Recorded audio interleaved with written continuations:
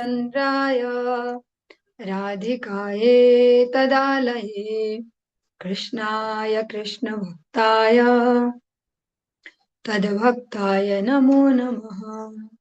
कृपया क्षमतामपराधिजनम् कलुषायुतसक्तसुदीननरम् सुपथे परिचालय सर्वदिनम् प्रणमामि च माधवदेवपदम्। तव कृपाकाण आमार संबल तव कृपा बिने नहीं अन्य बल। कृपा कर प्रभु दिया चिद बल दास तो मां प्रणमाय दास तो मां प्रणमाय। सर्वप्रथम भगवान के अभिन्न प्रकाश विग्रह श्री गुरुपाद पद्म पूज्यपाद त्रिदंडी स्वामी अष्टोत्तर सत श्री श्रीमद भक्ति प्रसाद विष्णु गोस्वामी गुरुदेव महाराज के पावन श्री चरण कमलों में असंख्य कोटि दंडवत ज्ञापित करते हुए उनकी अहेतुकी कृपा प्रार्थना करती हूँ। वे अपनी कृपा वर्षण करें जिससे निज कर्ताभिमान भाव को छोड़कर एकमात्र उनकी वाणी के वाहक के रूप में अपना परिचय दे सकूं। परम गुरुदेव नित्य लीला पृष्ठों विष्णुवासी श्रीमद भक्ति दयित माधव गोस्वामी महाराज परमेष्ठ गुरुदेव जगत गुरु भक्ति सिद्धांत सरस्वती गोस्वामी ठाकुर प्रभुपाद व समस्त गुरु परंपरा जय युक्त हूँ। सपार्षद श्रीमन नित्यानंद प्रभु श्री गौर हरि वृंदावन विहारी श्री राधा गोपीनाथ भगवान जय युक्त हूँ। वे हम सभी पर अपनी कृपा वर्षण करें जिससे भगवान के पवित्र नाम और हरि गुरु वैष्णव सेवा में हम सभी की रुचि उत्पन्न हो सके। सायकालीन कक्षा में हम श्रवण कर रहे हैं वृंदावन दास ठाकुर जी द्वारा कृत श्री चैतन्य भागवतम, जिसमें कलयुग पावनावतार श्री गौरांग महाप्रभु की प्रमुख लीलाओं को संकलित किया गया है।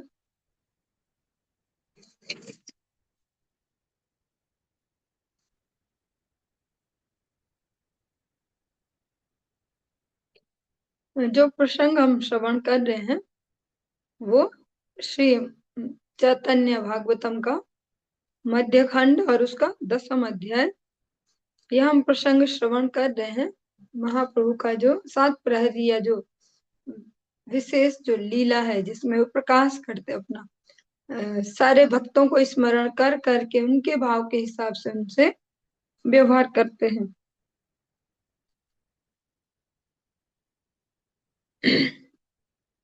चलिए, जो हरिदास ठाकुर जी हैं उनका प्रसंग हम श्रवण कर रहे थे।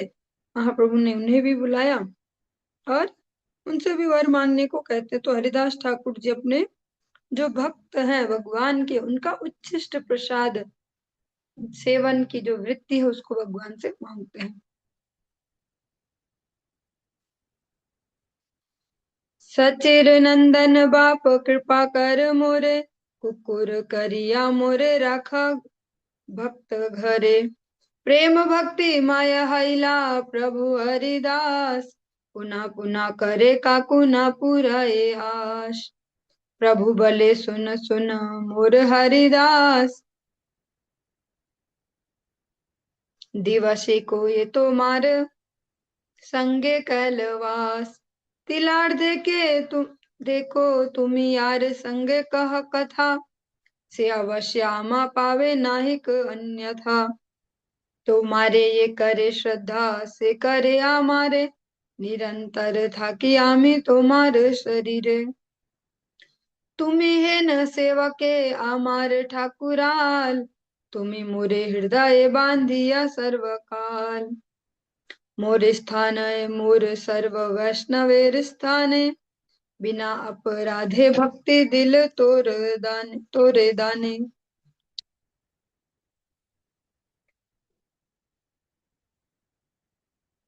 जो हरिदास ठाकुर जी का यहाँ भाव है,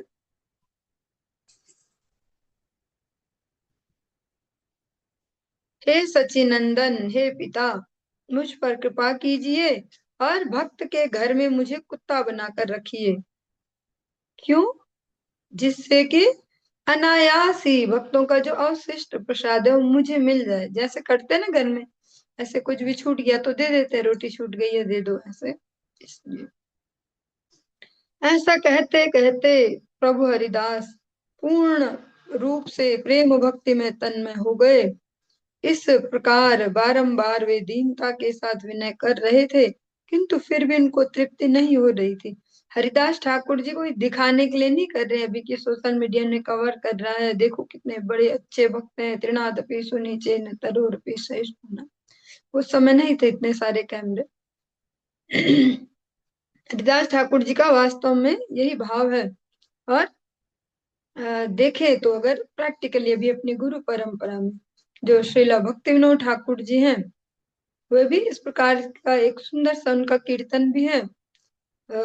ठाकुर जी से विनय करते कि मुझे कुत्ता बना लो अपने द्वार का, ऐसे। कहीं कहते हैं मुझे झाड़ूदार बना लो अपने यहाँ का, ऐसे भगवान से इतना विनीत भाव से वे प्रार्थना करते हैं। उनका ये जो भाव है ये आर्टिफिशियल नहीं है दुनिया को दिखाने के लिए।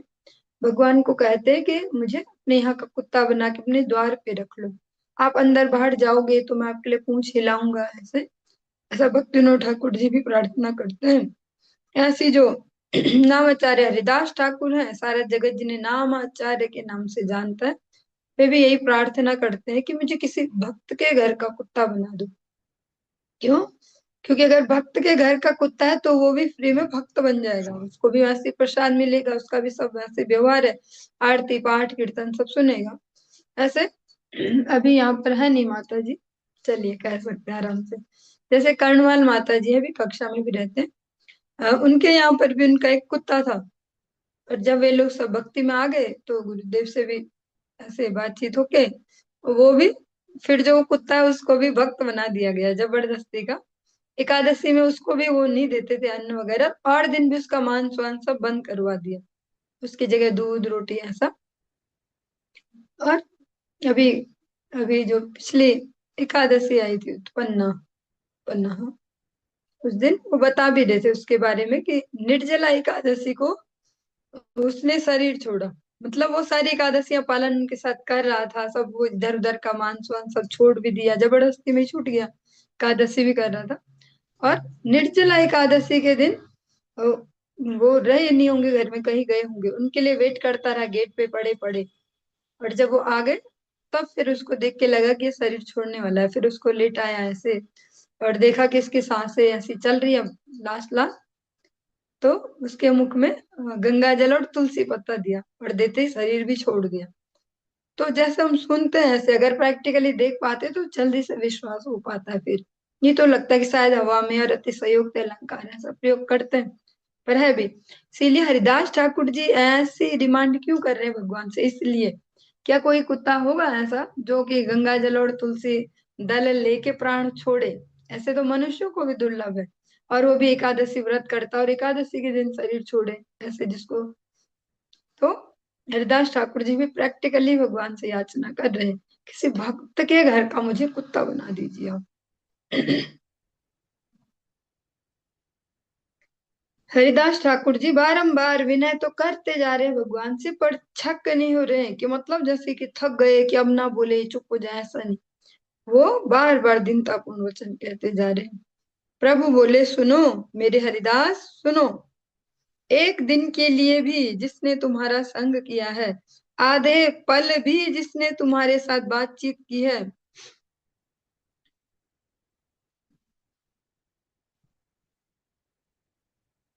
वह निश्चित रूप से मुझे प्राप्त होगा, इसमें कोई संदेह नहीं है। मैं निरंतर तुम्हारे शरीर में अवस्थान करता हूँ।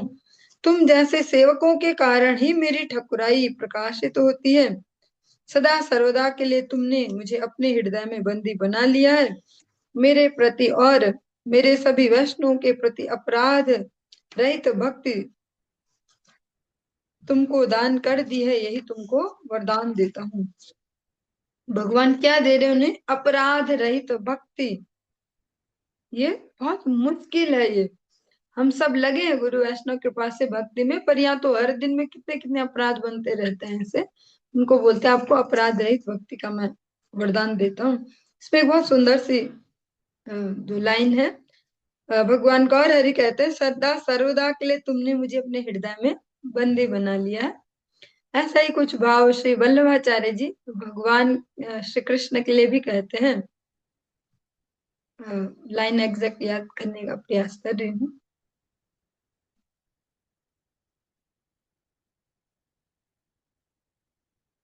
पहली लाइन मिसप्लेस हो रही है, आ जाएगी याद। फिर दूसरी में, लभाश्वहे चौर हरे चिराया स्वचौर्य दोषोचित में दंडम कारागृहे वश हृदय मदीये। ऐसा कुछ लाइन है। भगवान को वल्लभाचार्य जी कहते हैं, तुम इतने बड़े बड़े जो चोरियां करते हो, अब तुम्हारे एक दंड है जो मेरा ये हृदय रूपी कारागार, अब तुम्हें यहाँ बंदी बना लिया जाएगा।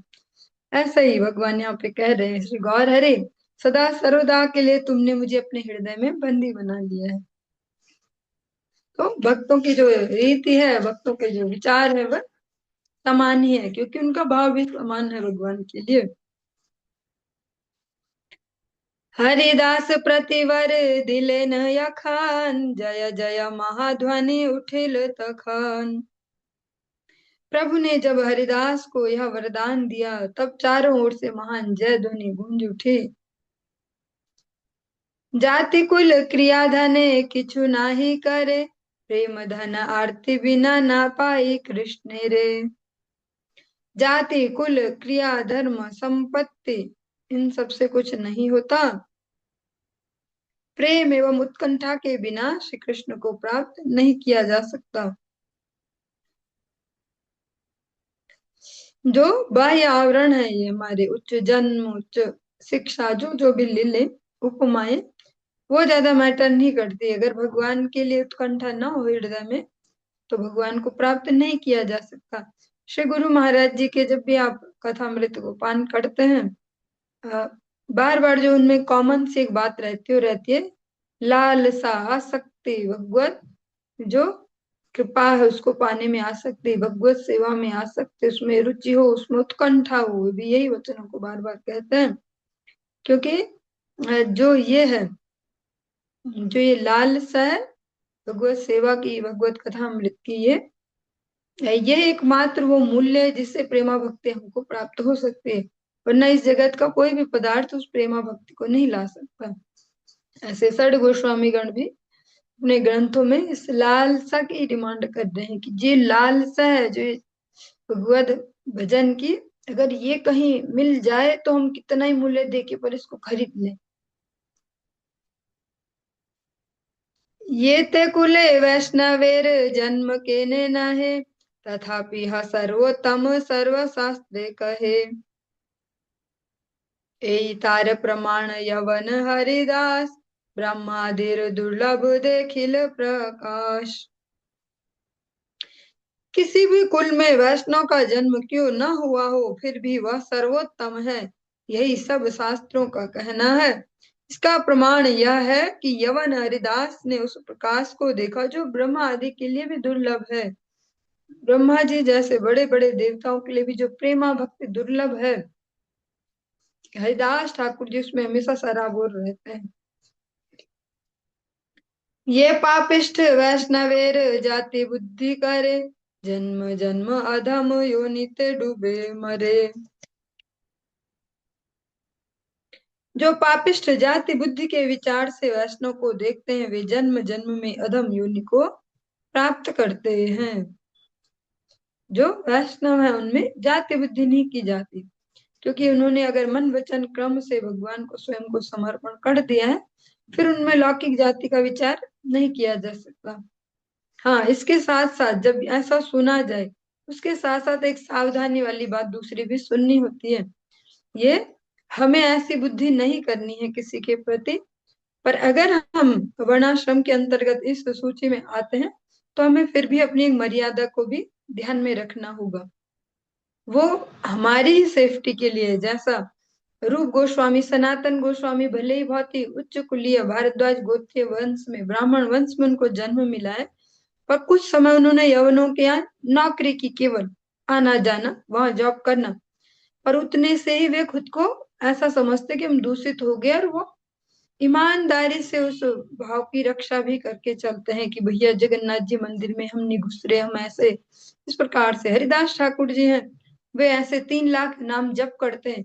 जहाँ हम बात करते हैं कि एक बार भगवान का नाम लेने से पवित्र हो जाते हैं, वो तो 3 लाख बार रोज नाम जप करते हैं, फिर भी उस अपनी दीनता को मेंटेन करके चलते हैं। ये दोनों बातें ध्यान में रखने परम आवश्यक है। जब सुने तो केवल एक नहीं, दोनों ही हमें अपने अपने जो भी है, चाहे वो शरीर मर्यादा है, स्त्री पुरुष विचार से कोई भी, उनको अवश्य पालन करना चाहिए। वो हमें भक्ति में बढ़ाने में सहायक होती है, वो दीनता।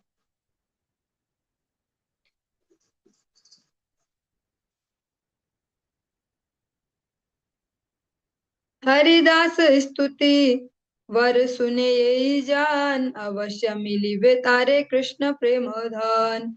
ए वचन मूर नहे सर्व शास्त्रे काय, भक्ताख्यान सुनिले कृष्ण ते भक्ति है। महाभक्त हरिदास ठाकुर जय जय, हरिदास संग्रहण सर्व पाप क्षय। किह बले चतुर्मुख येन हरिदास, किह बले प्रह्लादेर येन परकास। सर्वमते महाभागवत हरिदास, चैतन्य गोष्ठीर संगे याहर विलास। हरिदास के स्तवन और वर प्राप्ति के प्रसंग को जो सुनते हैं, उन्हें कृष्ण प्रेम धन अवश्य मिलता है। यह वचन मेरे नहीं है, ये वृंदावन दास ठाकुर जी कह रहे, मेरी बात नहीं है, ये मेरे विचार नहीं है। सभी शास्त्र इस बात को कहते हैं कि भक्त के आख्यान को सुनने से कृष्ण में भक्ति होती है, भक्त चरित्र को श्रवण करने से हमारी भक्ति दृढ़ होती है। महान भक्त हरिदास ठाकुर की जय हो, जय हो। हरिदास का स्मरण करने से सारे पाप धुल जाते हैं। प्रहलाद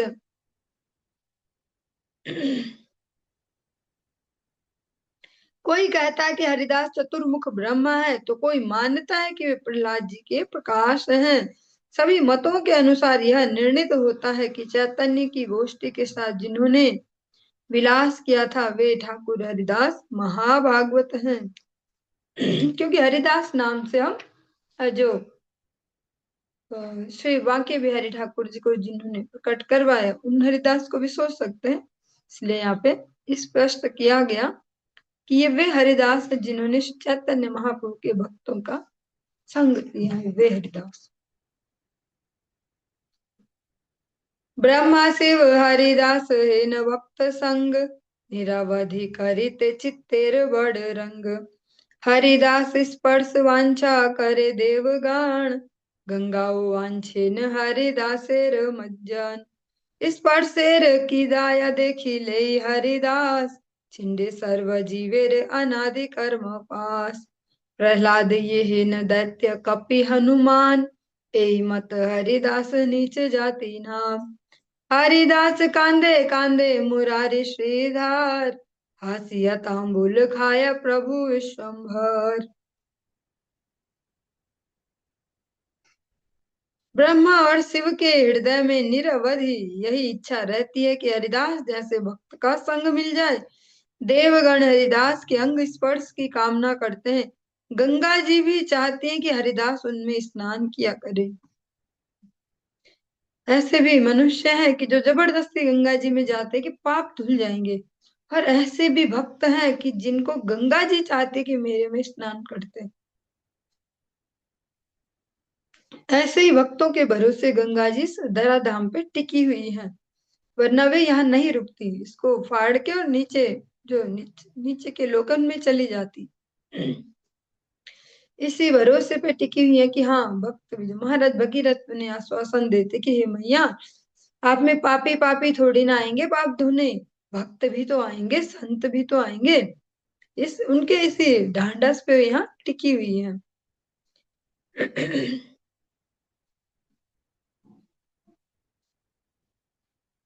स्पर्श की तो बात ही क्या है, हरिदास को देखने से ही जीव के अनादि कर्म बंधन टूट जाते हैं। जिस प्रकार प्रहलाद दैत्य कुल के हैं, जिस प्रकार हनुमान कपि कुल के हैं, बंदर जाति के हैं, उसी प्रकार हरिदास भी नाम मात्र को नीच जाति के हैं। क्योंकि प्रहलाद जी है तो राक्षस वंश में जन्म मिला है, पर राक्षस नहीं है, और हनुमान जी है तो बंदर जाति में जन्म मिला है, पर बंदर नहीं है। जैसे हरिदास ठाकुर जी को जो ये वर्ण है इसमें जन्म मिला है, पर वो वैसे है नहीं।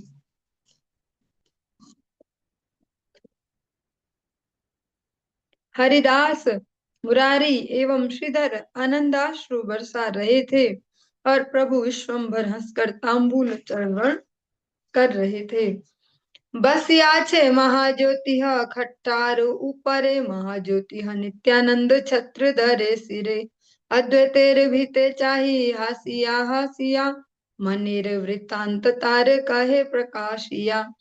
सुन सुन आचार्य तो मारे निशा भागे, पूजन कराइल आमी ताहा मने जागे।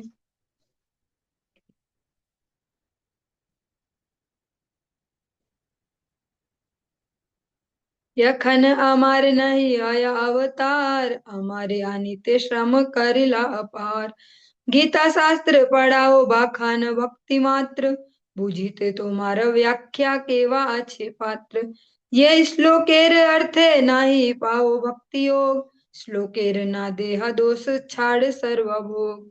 दुख पाई सुते थाक करे उपवास, तबे आमी तुम स्थाने हई प्रकाश।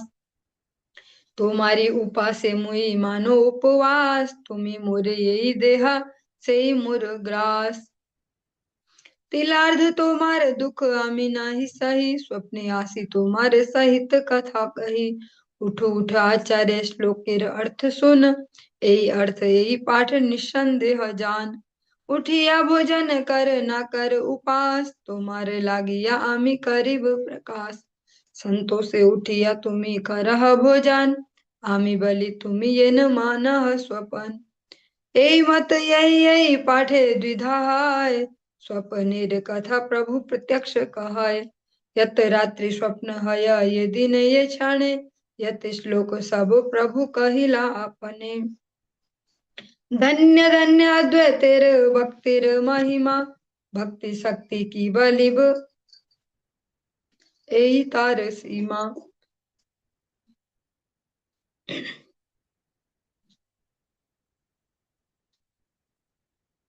महान ज्योति स्वरूप महाप्रभु सिंहासन पर विराजमान थे, और महान ज्योति स्वरूप नित्यानंद उनके सिर पर छत्र धारण किए हुए थे।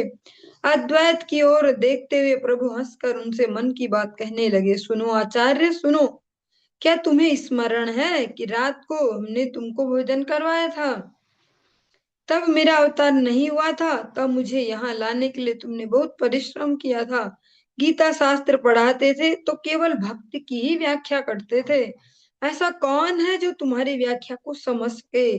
जिस श्लोक के अर्थ में तुम्हें भक्ति योग की महिमा नहीं दिखाई देती थी, उस श्लोक को दोषी न ठहरा कर तुम अपने को दोषी मानकर सभी भोगों का त्याग कर देते थे। तब जाकर मैं तुम्हारे सामने प्रकाशित हुआ था।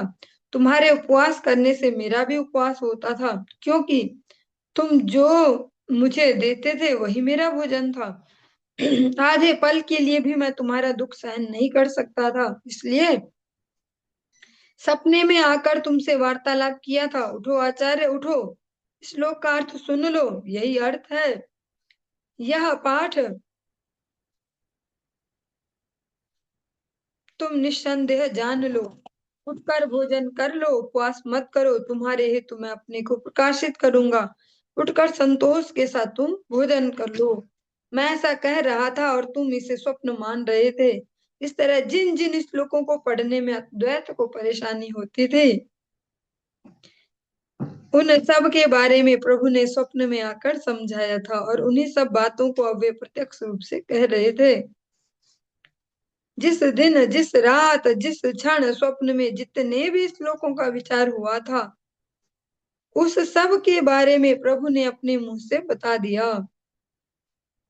धन्य है अद्वैत की भक्ति की महिमा। भक्ति शक्ति के बारे में मैं और क्या कहूँ, यही इसकी सीमा है। अद्वैत आचार्य जी को जिन श्लोकों में भक्ति परक नहीं लगते, जो भगवत गीता के श्लोक, तो टेंशन हो जाती कि अरे ये जमा नहीं है श्लोक, हाँ लगता नहीं भगवत गीता का सा, उसमें भक्ति नहीं दिखाई दे रही।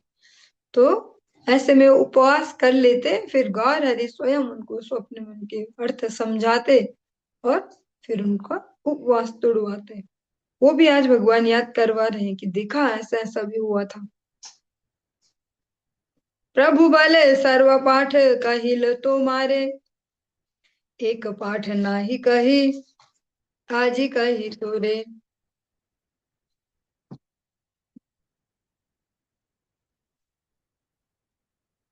संप्रदाय अनुरोधे सबे मंद पड़े, सर्वतः पाणी पाद तत्ई पाठ नड़े। आजी तोरे सत्य कही छाड़िया कपट, सर्वत्र पाणिपाद अनंतत ए सत्य पाठ।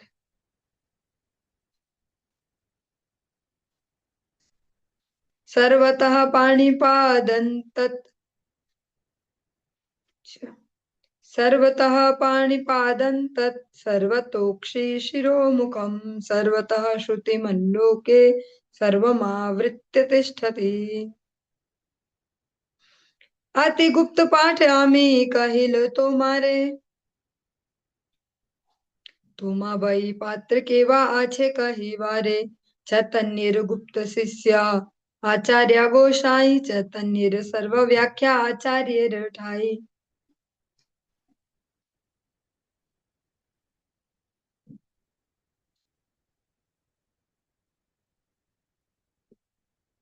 प्रभु बोले एक श्लोक छोड़कर बाकी बाकी श्लोकों के बारे में मैंने तुमको बताया था, उस एक श्लोक के बारे में मैं आज बता रहा हूँ। अपनी अपनी संप्रदाय के अनुरोध से सभी लोग मंद पाठ कर पढ़ते हैं। सर्वतः पाणिपादंतत, यही पाठ लगभग सभी करते हैं बिना कपट के। आज मैं तुमसे कह रहा हूँ कि सर्वत्र पाणिपादंतत, यह पाठ ही सत्य है। जो ये श्लोक है जिसकी चर्चा कर रहे हैं भगवान, भगवत गीता का श्लोक 13वें अध्याय का 13वां ही श्लोक है। जिनके हस्त पद नेत्र मस्तक मुख एवं कर्ण समूह सर्वत्र परिव्याप्त हैं, वही परमात्मा वस्तु निखिल चराचर में सभी वस्तुओं को आच्छादित करते हुए विद्यमान है।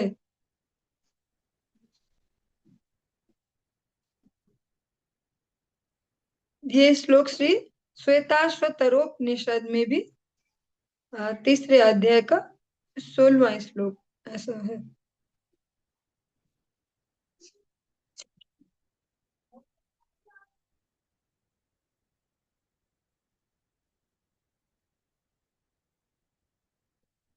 हमने यह अति गूढ़ पाठ तुमको कह दिया है, तुम्हारे अतिरिक्त मैं और किससे यह कह सकता हूँ।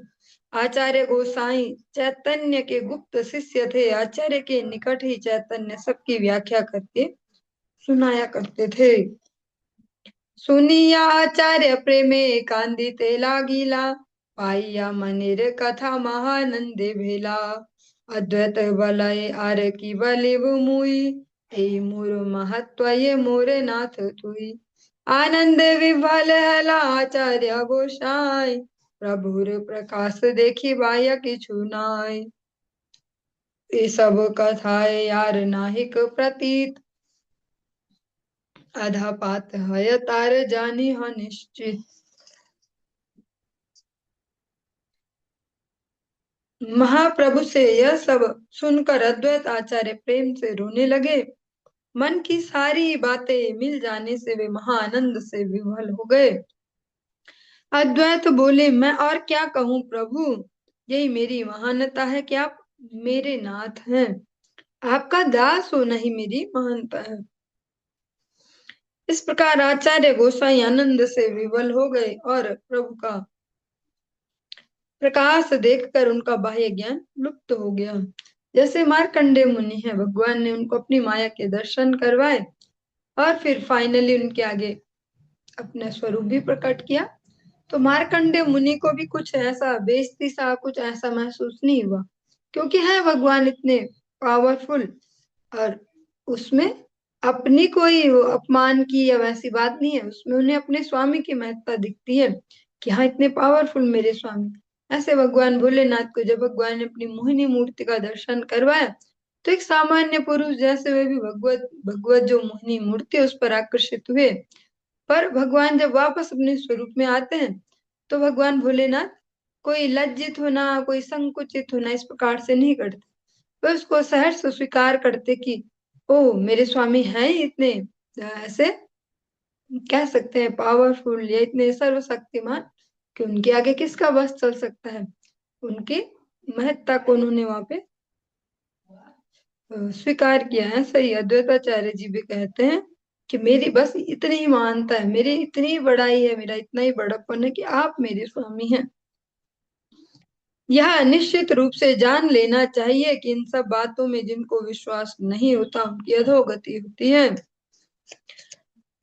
महाभागवते बुझे अद्वैतेर व्याख्या, अपने चैतन्य यारे कराइल शिक्षा।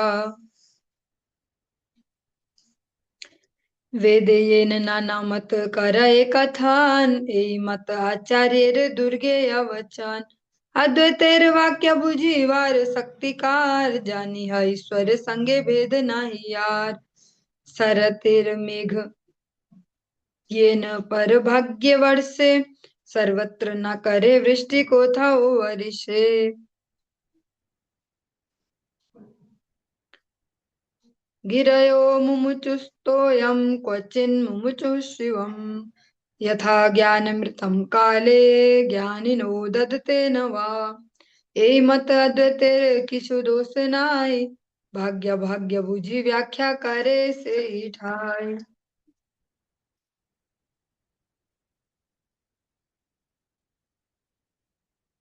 अद्वैत की व्याख्या को महाभागवत ही समझ सकते हैं। स्वयं चैतन्य महाप्रभु ने उनको शिक्षा प्रदान की है। जिस प्रकार से वेद विभिन्न प्रकार के मतों का उल्लेख करने के कारण अगम्य हैं, जिनको हम सरल जो ऐसे नॉर्मल लोग को समझ नहीं सकते, उसी प्रकार आचार्य के वचनों का तात्पर्य समझना भी बहुत कठिन है। अद्वैत के वाक्यों को समझने की शक्ति भला किस में है? यह जान लेना चाहिए कि ईश्वर में और उनमें कोई अंतर नहीं है। शरत काल में बादल जैसे दूसरों के भाग्यानुसार सभी जगह पर नहीं बरसते, कहीं कहीं बरसते हैं, वैसे ही अद्वैत के वाक्य किसी की समझ में नहीं आते और किसी को समझ आते हैं, जैसा जैसा उनका अधिकार है। इस प्रकार से इसमें अद्वैत का कोई दोष नहीं है। इस भाग्य के अनुसार वे जगह जगह पर उचित व्याख्या करते हैं इसको। चलिए, श्री कृष्ण एवं बलराम के द्वारा ब्रज लीला के समय श्रीधाम वृंदावन में वर्षा और शरद ऋतुओं का वर्णन करते हुए सुखदेव गोस्वामी जी ने कहा। भागवत जी का दसम स्कंद के 20वें अध्याय का 36वां श्लोक दिया गया है। जैसे ज्ञानी गण योग्य शिष्य को भगवत तत्व के बारे में उपदेश रूपी ज्ञानामृत प्रदान करते हैं, परंतु अयोग्य शिष्य को नहीं, वैसे ही पर्वत समूह भी किसी किसी स्थान पर मंगलदायक जल राशि वर्षण कर रहे थे, तो कहीं कहीं नहीं भी कर रहे थे। मतलब पात्र के हिसाब से उसको देना, जो जितने लायक है उतना ही देना। चैतन्य चरण सेवा अद्वैतेर काज, इहाते प्रमाण सब वैष्णव समाज। सारा वैष्णव समाज इसका प्रमाण है कि चैतन्य चरणों की सेवा ही अद्वैताचार्य का एकमात्र कार्य था। चलिए, इससे आगे हम कल श्रवण करेंगे। हरे कृष्ण।